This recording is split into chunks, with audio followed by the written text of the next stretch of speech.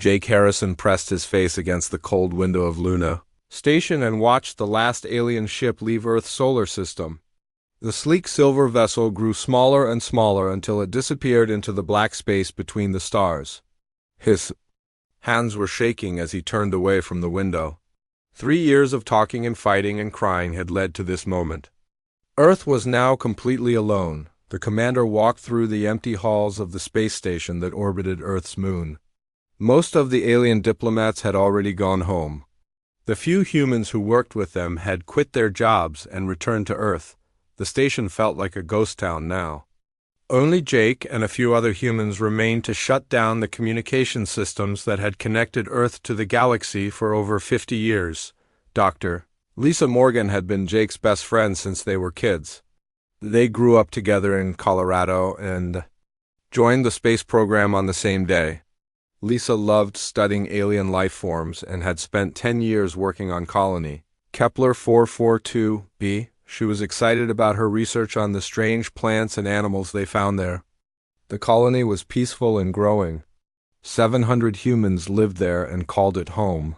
Then the Zephyrian Empire decided they wanted the planet. They said the rocks under the ground had special metals they needed for their war machines.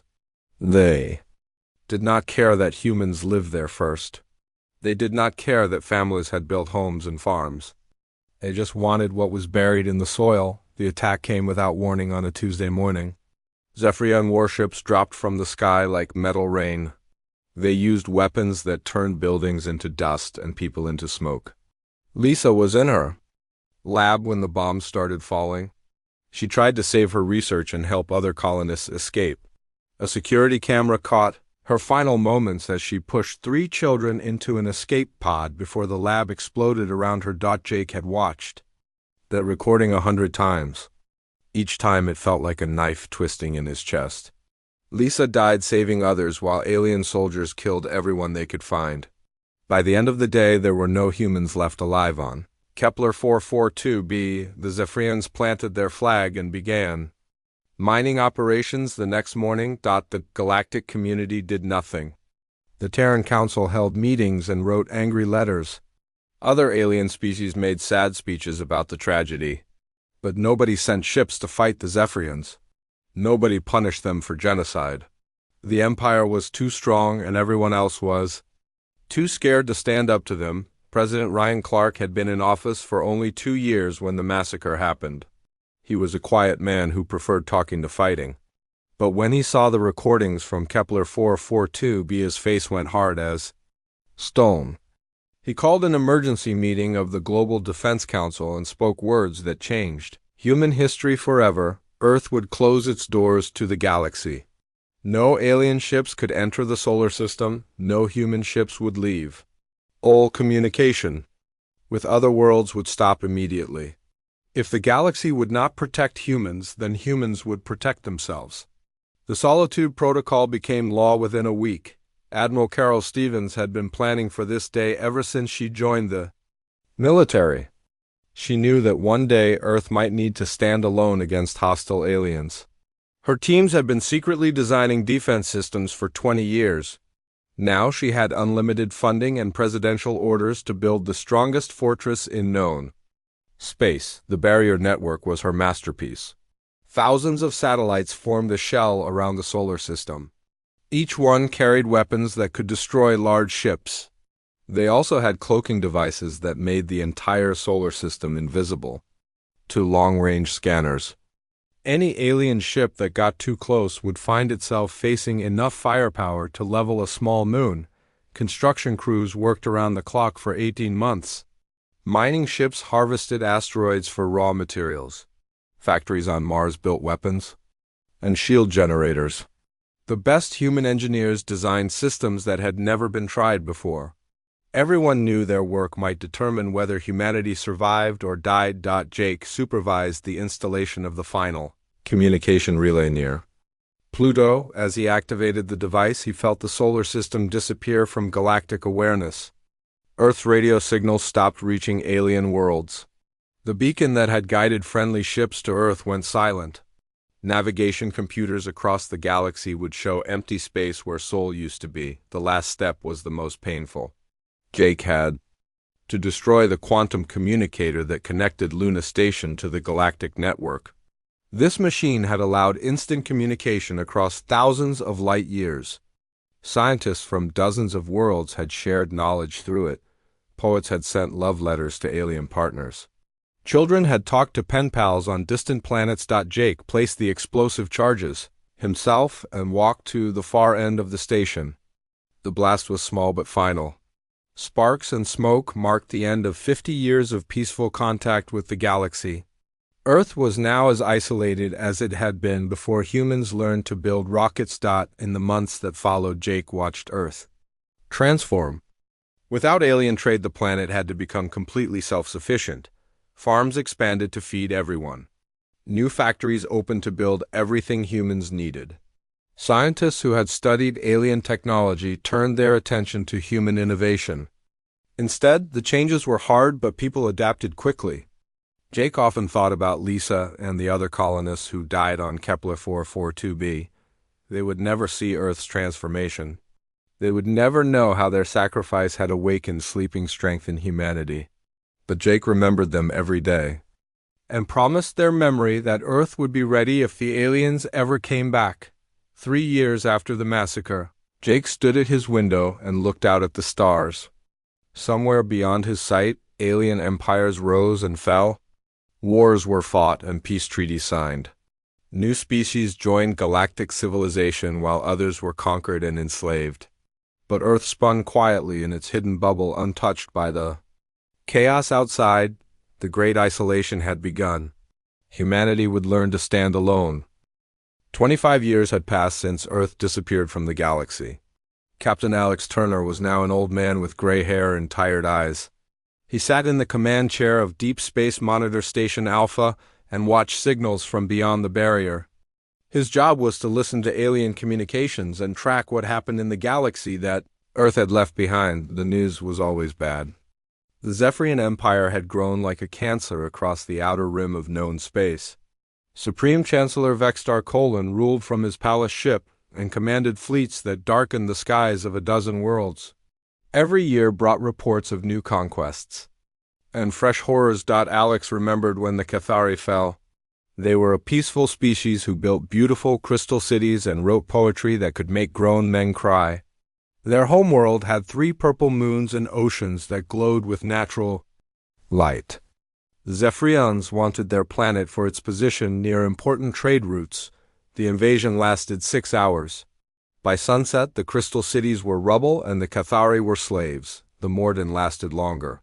They were warriors who had fought the Zephyrians for 3 years before surrender.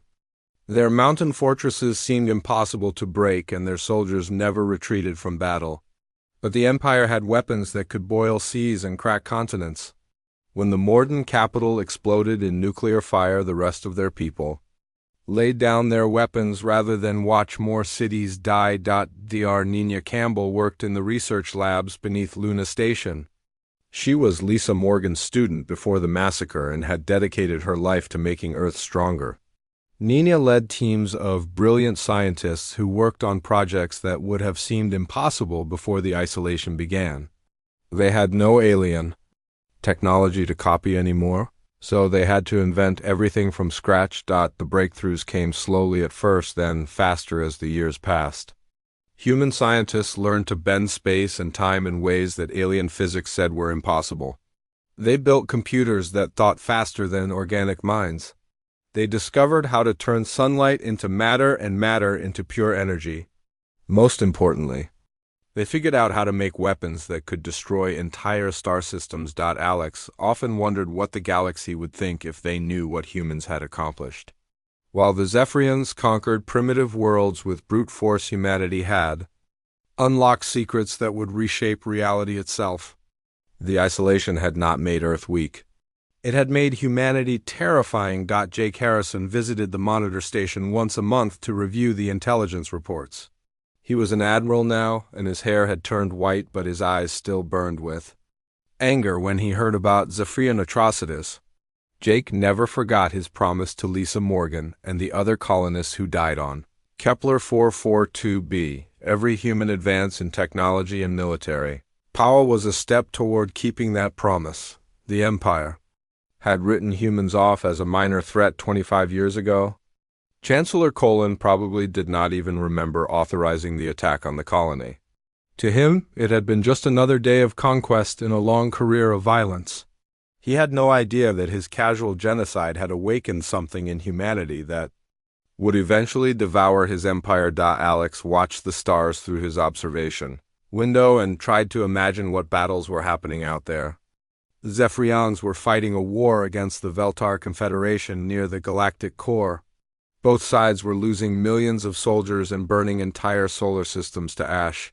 Neither side was winning because they were too busy destroying each other to notice the real threat growing in the dark. Captain Ben Rodriguez commanded the Jupiter Defense platform and oversaw construction of humanity's new fleet.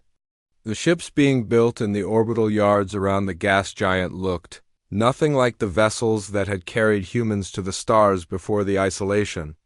These new craft were black as space itself and moved without making a sound. They carried weapons that could punch holes through reality and shields that bent light around them like water. The test flights were conducted in the empty regions beyond Neptune where no alien sensors could detect them. Ben had personally flown the prototype ships and felt their impossible power. The engines could accelerate a massive warship from 0 to near light speed in seconds. The weapons could target enemies from light years away and destroy them before they knew they were under attack. Dr. Patricia Walsh led the development of humanity's most secret project. Deep beneath the surface of Mars, her teams were building something that would change the nature of war forever. They called it the Quantum Disruption Array, and it could reach across the galaxy to strike targets that existed in other dimensions. The weapon was so powerful that testing it required special precautions to prevent accidentally destroying nearby solar systems. Colonel Amy Price trained the new generation of human pilots in tactics that combined traditional space combat with technologies that seemed like magic. Her students learned to phase their ships in and out of normal space to avoid enemy fire. They practiced using gravitational weapons that could collapse enemy vessels into dense points of matter. Most importantly, they learned to fight without mercy against aliens, who had shown no mercy to human colonists. The barrier network that protected Earth had been upgraded dozens of times over the years. Admiral Carol Stevens supervised improvements that made the solar system completely invisible to outside observation. Any alien ship that somehow found its way to the edge of the system would encounter automated defenses that could vaporize a battle fleet before sending a warning signal. Alex finished reading the latest intelligence report and felt sick to his stomach. The Zephyrians had just finished enslaving the Tethman species, whose only crime was living on a world with rare minerals. 40 million peaceful farmers were now working in labor camps while their children were taken away to be trained as soldiers for the Empire, but Alex also felt something else growing in his chest. It was not quite hope and not quite anger. It was anticipation. Every Zephyrian atrocity added fuel to the fire that burned in human hearts. Every innocent species enslaved by the Empire brought the day of reckoning closer. Chancellor Colin had no idea that his crimes were being recorded and remembered by people who had the power to make him pay for each one. The Empire expanded across the galaxy like a plague, but its time was running short. Humanity had spent 25 years in isolation, growing stronger and more dangerous. Soon the barriers would come down and Earth would remind the galaxy why humans were the most feared species in known space even when they tried to be peaceful. The expansion would end when humanity decided it was time for justice. The first probe slipped through the barrier network on a Tuesday morning at exactly 11:15. Captain Ben Rodriguez was drinking coffee in his command center when the alarm started screaming. He had been waiting for this moment for 25 years, but his hands still shook as he activated the emergency protocols. The Zephyrian scout ship was small and fast. It moved like a silver needle through the outer edge of the solar system, trying to avoid the automated defense platforms. Ben watched it on his screens and knew that everything had changed. The Empire had finally decided to investigate what humans were hiding behind their barriers. Admiral Jake Harrison received the alert while reviewing fleet deployments at Luna Station. The old man's face went hard as stone when he saw the sensor. Readings. A single alien vessel had penetrated the most secure border in the galaxy. This was not an accident or a navigation error. The Zephyrians had come looking for Earth on purpose. Within 6 hours, more ships followed the probe through gaps in the defense network. These were not scouts anymore, but military vessels carrying enough firepower to level cities. Destroyers and cruisers materialized from hyperspace with their weapons already charging. Admiral Zeke Morvain commanded the battle group from his flagship and broadcast a message toward Earth demanding immediate surrender. Colonel Amy Price launched her fighter squadrons from bases hidden on Pluto's moons. Her pilots had trained for this battle their entire lives, but none of them had ever fought real aliens before. The young men and women who climbed into their cockpits were the children and grandchildren of the generation that had witnessed the Kepler massacre. The first engagement lasted exactly 4 minutes. Amy's fighters attacked the Zephyrian formation using tactics that seemed impossible to enemy sensors. The human ships phased in and out of normal space like ghosts. They fired weapons that bent the laws of physics and moved at speeds that should have torn them apart. When the smoke cleared, 13 Zephyrian vessels were expanding clouds of debris. Only one human fighter had been damaged, and its pilot was already flying back to base for repairs. Admiral Vane stared at his tactical display and could not understand what had happened. His advanced warships had been destroyed by primitives, who should not have possessed faster-than-light travel, but the damage was already done. The Zephyrians had seen enough to know that Earth was not the defenseless backwater they remembered. Long-range sensors had detected massive shipyards around Jupiter and weapon platforms that could crack moons in half. Admiral Vane sent emergency messages to Chancellor Colin, requesting immediate reinforcements. General Paul Harrison was Jake's son and commanded the Sol Defense Force from his headquarters on Mars. He was 40 years old and had spent his entire military career preparing for alien invasion. Paul had never seen combat, but his tactical simulations predicted that the Zephyrians would send their entire fleet to capture whatever technology humans had developed. The intelligence was correct. Within a week, over 300 Imperial warships had gathered at the edge of the solar system. Chancellor Colin himself arrived aboard his palace ship surrounded by enough firepower to conquer small star systems. The Emperor believed he could overwhelm Earth before anyone else in the galaxy realized what was happening. Dr. Nina Campbell watched the alien fleet from her laboratory beneath Luna Station. Her quantum sensors could track every ship in the enemy formation and analyze their weapon signatures. The Zephyrian technology was impressive, but it was still based on principles that humans had surpassed decades ago. Nina felt sorry for the aliens who had no idea what they were about to face. The invasion began at dawn on Earth time. Zephyrian assault ships accelerated toward the inner solar system while their capital vessels provided covering fire. Admiral Vane had studied every known human tactic and believed his overwhelming numbers would guarantee victory. He was wrong about everything except the numbers. Captain Steve Collins commanded the first human battle group to engage the invaders near Saturn's rings. His 12 ships faced over 50 enemy vessels, but the fight was never close. Human weapons reached across impossible distances to strike targets that existed in parallel dimensions.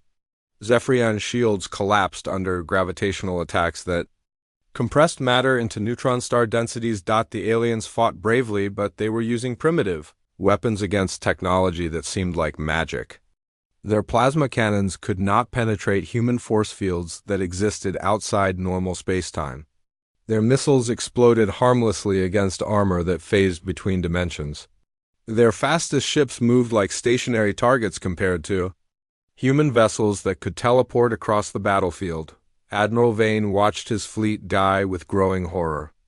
These were not the same humans who had fled from galactic civilization 25 years ago.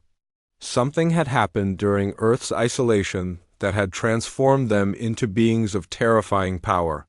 His tactical computers could not even understand how human weapons worked, much less defend against them. Chancellor Colin received battle reports aboard his palace ship and felt fear for the first time in decades. His admirals were sending messages that made no sense. They described human vessels that appeared and vanished like supernatural entities. They reported weapons that could destroy his finest warships with single shots.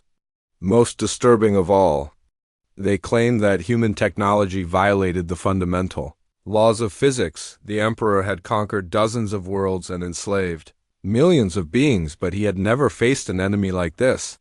His spies had assured him that humans were primitive creatures who had abandoned space travel after their colony was destroyed.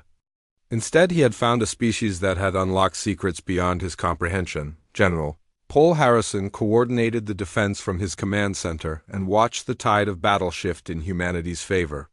Every tactical prediction his computers had made was proving accurate. The Zephyrians were brave soldiers, but they were fighting with obsolete equipment against opponents who had rewritten the rules of war. The breakthrough came when Captain Tony Garcia's stealth destroyers penetrated the enemy formation and attacked Chancellor Collins' palace ship directly. The massive vessel was supposed to be invulnerable to anything short of planetary bombardment. Garcia's weapons punched through its shields like they were made of paper and left the Emperor's flagship drifting powerless in space. Admiral Vane broadcast a general retreat order, but many of his ships were already too damaged to escape. Human pursuit vessels hunted down fleeing Zephyrians with ruthless efficiency. By the end of the day, over two-thirds of the invasion fleet had been destroyed, and the remainder was in full flight toward the Galactic Rim. Jake Harrison stood at his observation window and watched the debris fields that marked humanity's first victory in 25 years. The violation of Earth's isolation was complete, but the price had been far higher than the aliens expected. Chancellor Colin had learned that humans were no longer the victims he remembered. The barriers were down now, and there was no going back. Earth had been discovered and attacked. The galaxy would soon learn that humanity had not spent the last quarter-century hiding in fear. They had been preparing for war, and now that war had finally come to them, the Empire had violated the ban, and now they would face the consequences. Admiral Jake Harrison stood before the Global Defense Council with fire in his ancient eyes. The old man had dedicated his life to protecting Earth from alien threats, but now he was asking permission to carry the fight beyond the solar system.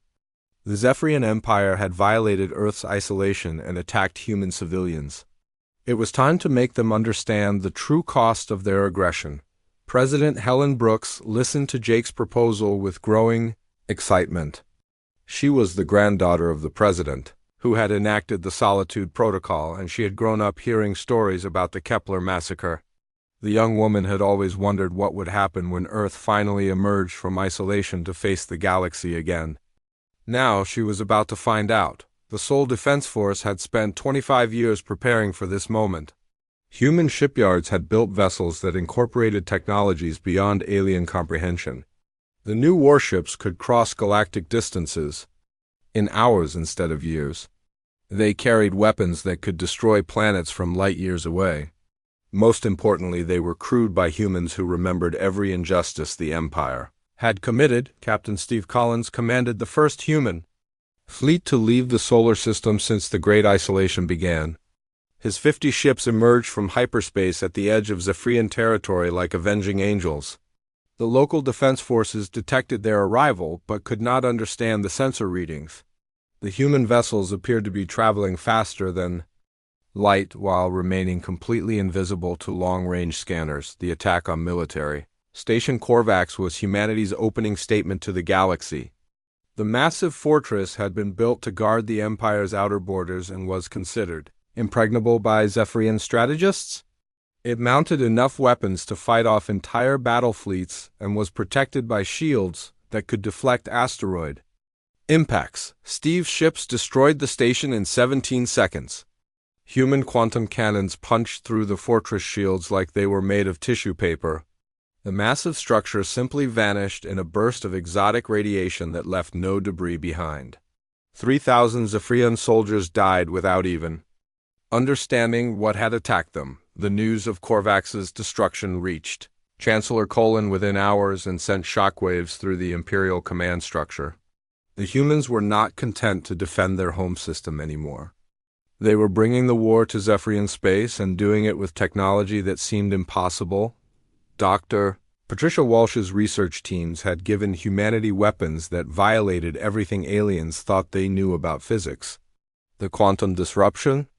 Cannons could target enemies across dimensional barriers and destroy them before they realized they were under attack. Gravitational torpedoes collapsed enemy ships into dense points of matter that burned like tiny stars.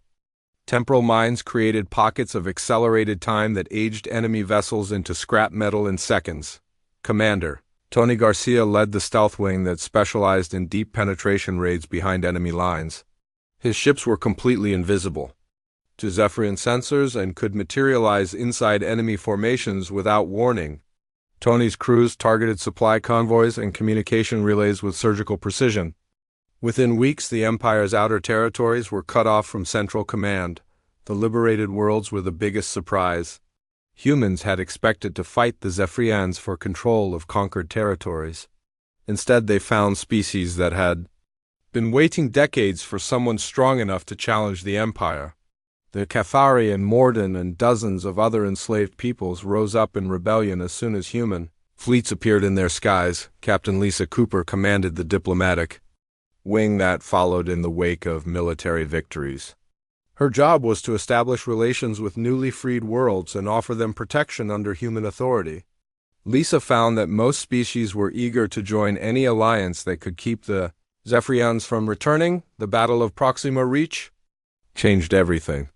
Admiral Zeekmore Vane had assembled the largest fleet in Imperial history to stop human expansion. Over 800 warships converged on the strategic system that controlled access to the Empire's core territories. Vane was confident that sheer numbers would overwhelm the human advantage in technology. He was wrong. General Paul Harrison arrived with only 60 human vessels, but they fought like the fist of an angry god. The battle lasted 3 hours and ended with the complete destruction of the Imperial fleet. Vane himself died when his flagship was caught in a gravitational anomaly that compressed it into a sphere of super-dense matter. Chancellor Colin watched the reports from his palace ship and realized that his empire was doomed.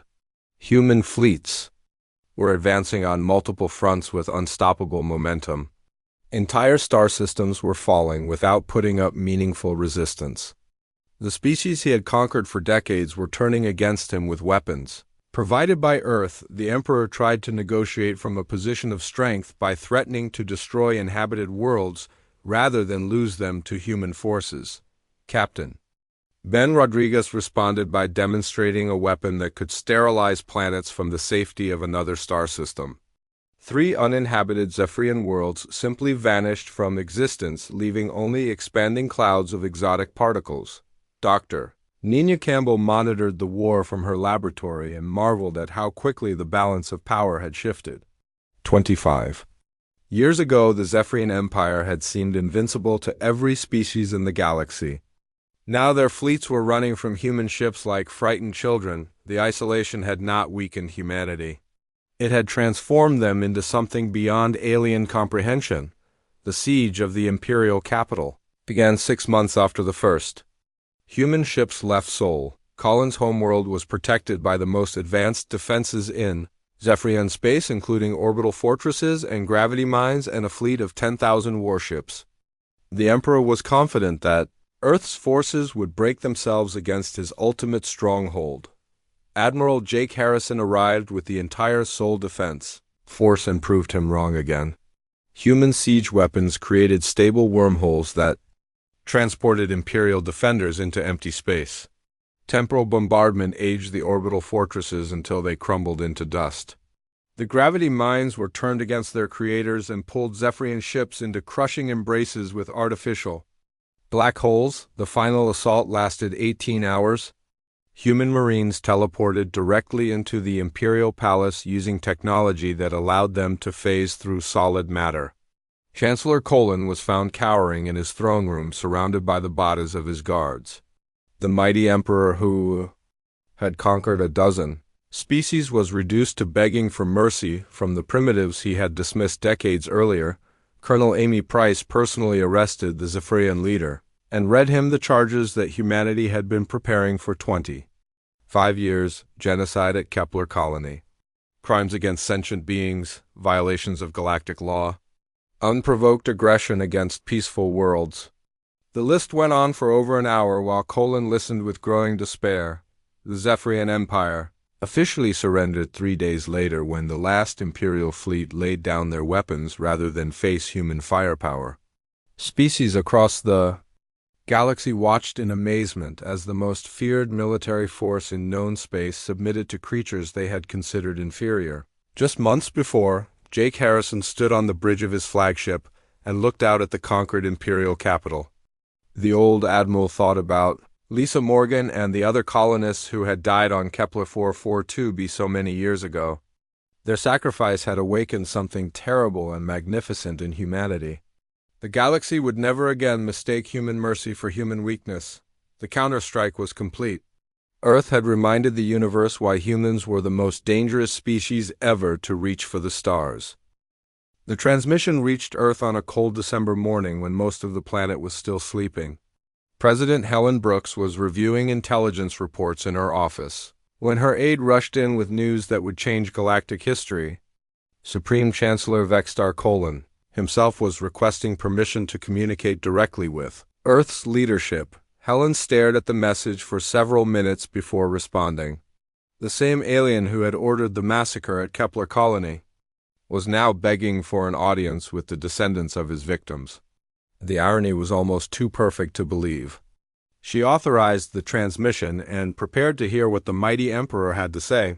Colin appeared on the main screen, looking nothing like the proud conqueror who had terrorized the galaxy for decades. His scales had lost their color and his eyes were dull with defeat. The Emperor's voice trembled as he spoke words that no Zephyrian had ever expected to hear their leader say. Honored humans, the translation software converted his alien speech into perfect English. We acknowledge our past transgressions against your species. The Empire formally requests cessation of hostilities and seeks diplomatic resolution to our current conflict. We are prepared to discuss terms for ending this war. Admiral Jake Harrison watched the transmission from Luna Station and felt a mixture of satisfaction and disgust. The alien who had destroyed so many human lives was finally reduced to pleading for mercy. Jake remembered Lisa Morgan's face as she died saving children from Zephyrian bombs. He wondered what she would think if she could see her killers begging for forgiveness. Commander Sandra Stevens stood beside the President as they reviewed the intelligence reports that had prompted Colin's desperate plea. Sandra was Admiral Carol Stevens' daughter and had spent her career studying alien military capabilities. The data painted a clear picture of complete Imperial collapse. The Zephyrian Empire was broken. Their military had been shattered by human technology they could not understand or counter. Their subject species were in open revolt with weapons and support provided by Earth. Their economy had collapsed under the weight of defending against enemies who seemed to exist outside the normal laws of physics. Dr. James Wright led the intelligence analysis team that had been tracking Imperial communications for months. His reports showed the true scope of Zephyrian desperation. Entire star systems were declaring independence every day. Former Imperial governors were fleeing their posts rather than face human justice. The empire that had seemed invincible just a year ago was now dissolving like salt in rain. Captain Roy Bennett commanded the diplomatic vessel that would carry Earth's response to the Imperial capital. Roy had volunteered for the mission because his grandfather had been one of the colonists killed at Kepler 442b. He wanted to look into Colin's eyes when humanity delivered its final terms. The journey to the Zephyrian homeworld took only 6 hours using human hyperspace technology. Roy's ship materialized in orbit around the Imperial capital without triggering any of the early warning systems. The remaining Zephyrian defenders could only watch helplessly as the human vessel approached their most sacred world. Chancellor Colin waited in his throne room with the few advisors who had not already fled or committed suicide. The Emperor, who had once commanded fleets that darkened the skies of conquered worlds, was now reduced to hoping that his enemies would show him more mercy than he had ever shown them. Roy entered the throne room wearing the uniform of the Solar defense force and carrying a datapad that contained humanity's terms for peace.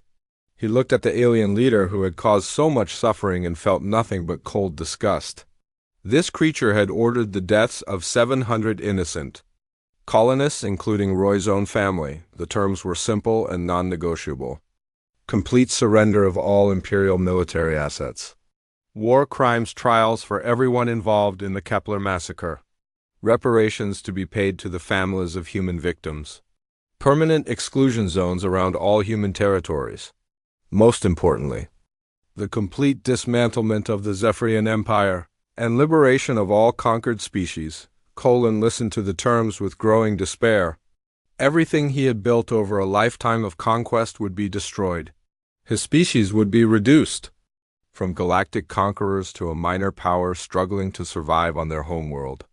But the alternative was complete extinction at the hands of enemies who had already demonstrated they could destroy entire star systems. "How did you become so powerful in mere decades?" the Emperor asked as he signed the surrender documents. 25 years ago, your people fled from our fleets like frightened animals. Now you command technologies that our greatest scientists cannot even comprehend. Roy's answer was simple and devastating. You taught us that the galaxy is not safe for peaceful species. We made sure we would never be vulnerable again. Every human who died at Kepler Colony became a lesson that we learned by heart. Every species you enslaved after that became proof that we were right to prepare for war. The signing ceremony was broadcast across the galaxy to species that had lived in fear of Zephyrian power for generations. Beings who had never dared to dream of freedom watched as their oppressors formally surrendered to the humans they had once dismissed as primitives. The age of imperial domination was ending with a whimper instead of a roar. Dr. Nina Campbell observed the ceremony from her laboratory and thought about the strange path that had led to this moment. Humanity's greatest triumph had grown from their darkest tragedy. The massacre at Kepler Colony had awakened something in the human spirit that transformed them from peaceful explorers into the galaxy's most feared warriors. President Helen Brooks addressed the United Nations later that day and announced that Earth's isolation was officially over. Human fleets would patrol the galaxy to ensure that no species ever again suffered the fate of Kepler Colony's residents. The age of human expansion would begin with protection for the weak instead of conquest of the strong. Admiral Jake Harrison retired the next week after serving humanity for over 50 years. The old man had lived to see justice for Lisa Morgan and the other colonists who died so long ago. Their deaths had not been in vain. They had purchased safety for billions of innocent beings across the galaxy. The Zephyrian Empire was dissolved.